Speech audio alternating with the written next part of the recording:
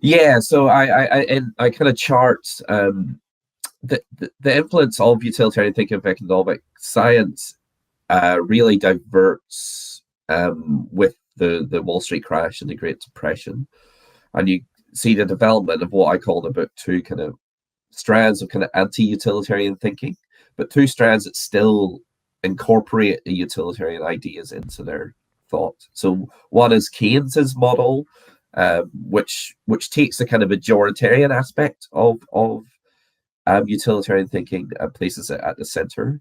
So basically, how do we try and ensure on some level the greatest happiness of the greatest number of people? And so that's to build a kind of strong interventionist model in the economy that becomes the base of social democratic states, big welfare states, post Second World War, social democracy, so on and so forth.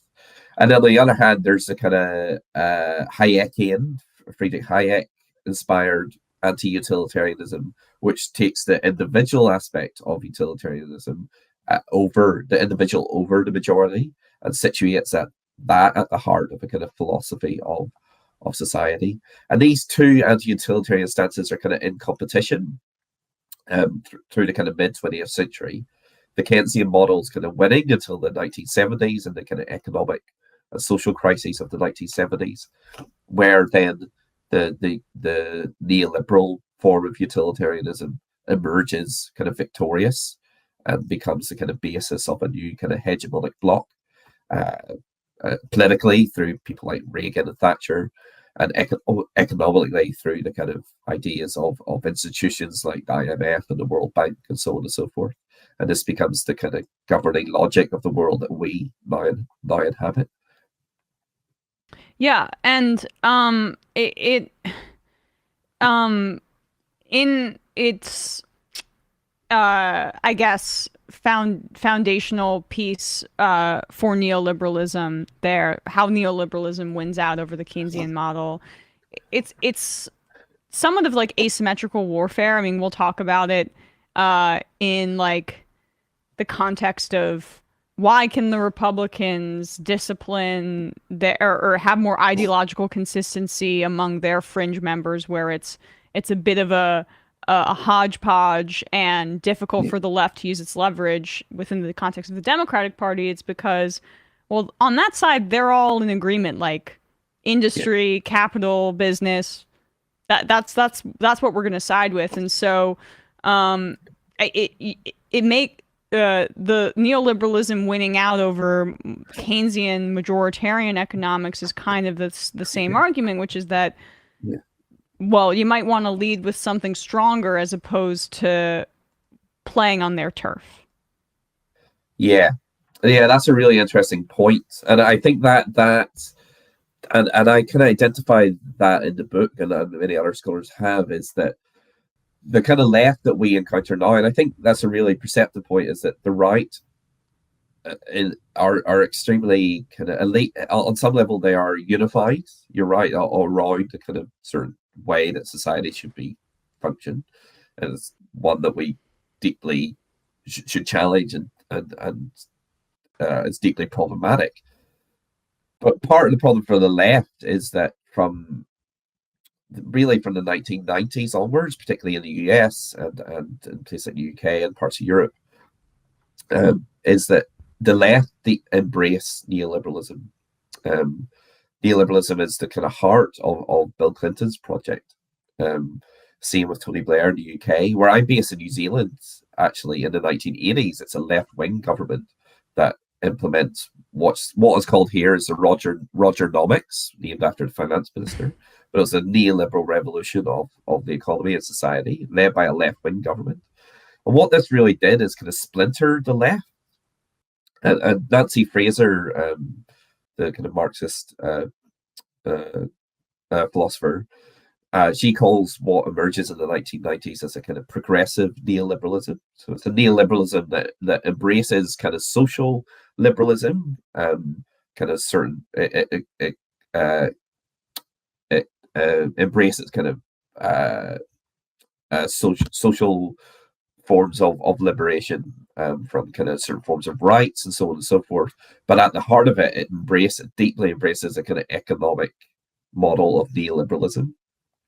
And this creates a real problem for the left going forward, a problem that we now encounter in the kind of splintering of left-wing parties. It's a kind of left-wing that's still committed to a neoliberal economic model, and a left that is now developing around kind of democratic socialism or other forms of kind of social democracy. And these kind of, it creates a kind of left that is kind of often confused and introverted and kind of fighting against itself, against its kind of instincts. There's this kind of, particularly kind of now kind of older generation of the left that have kind of implemented neoliberalism, kind of are rubbing up against a new kind of younger left that have seen the kind of impact of neoliberalism, particularly post 2008, post the global financial crisis, and they can see that that this model that was supposedly supposed to give us the best of both worlds, supposed to give us kind of economic growth and everything that brings with us, and kind of social liberation, we start to see that it's given us neither.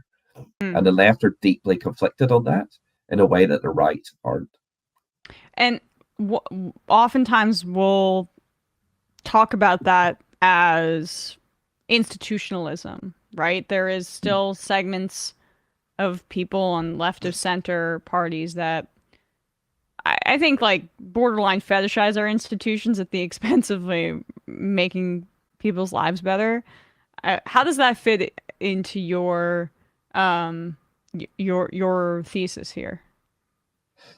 Yeah, that's a really interesting point, and I think one of the best analysis of this comes from Quinn Slobodian and his work, his book Globalists, which is on the kind of the rise of neoliberalism, kind of decline of empire and the rise of neoliberalism. He comes up with this idea of market encasement thesis. And basically the premise of that, in a kind of simple way, is that neoliberalism is about the protection of the market from democracy. So it's about creating a system of institutions that can encase the market, so that basically democracy becomes about making decisions that do not in any way challenge the kind of the way that the market functions today. So, for instance, where I'm based in New Zealand, so much of kind of political decisions that we can make are about things that have so little to do with the economy. For instance, we had a big referendum on whether New Zealand should change its flag, which is kind of here nor there, but we can't have a referendum on whether New Zealand should embrace kind of IMF models of neoliberal economics. But these things are completely outside the realm of democratic politics now, and that's basically the main idea of neoliberalism, is to protect the market using institutions to protect it from democratic decision making. And the left that are really kind of the parts of the left that kind of embrace these institutions, as you said, a kind of form of institutionalism, are in this sense trying to protect the market from democracy. And that's a real problem for the left.